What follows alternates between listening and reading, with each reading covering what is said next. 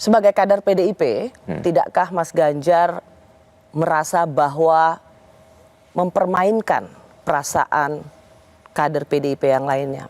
Mempermainkan? Mempermainkan seperti apa? Seperti tidak tegak lurus pada pilihan atau keputusan. Ya, saya PDIP. diberi arahan, saya langsung berangkat. Besok berangkat ke Bogor, saya berangkat. Nah, besoknya kemana lagi saya berangkat. Kalau nggak tegak lurus, saya nggak mungkin hadir. Tuh. Tidak merasa bahwa, wah ini manuver Gibran ini seolah-olah sedang mengacak-ngacak perasaan. Manuver apa? Kemana-mana.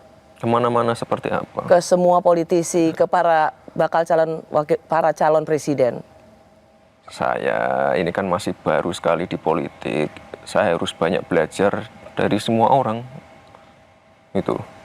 Enggak apa? Jangan diartikan seperti itu.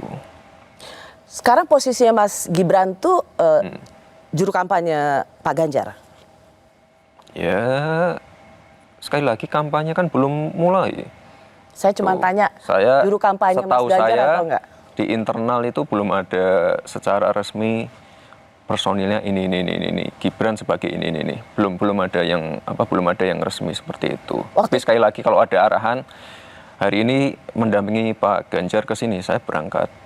Ada acara ini, saya berangkat. Itu. Oh, Mas Suruh ngumpulin relawan, saya kumpulin. Nah, itu. Oh, ini jadi memang belum ada penugasan.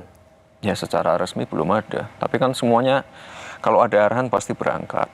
Itu aja. Karena kemarin kan di berita rasanya dari Pak Sekjen mengatakan bahwa Mas Gibran itu jadi jurkamnya Pak Ganjar. Enggak ya, ternyata belum. Ya, kalau ditugaskan dengan jabatan sebagai jurkam secara ofisial memang belum disampaikan ke saya. Tapi sekali lagi, kalau Pak Sekjen sudah memberi perintah seperti itu, ya akan saya laksanakan. Oke.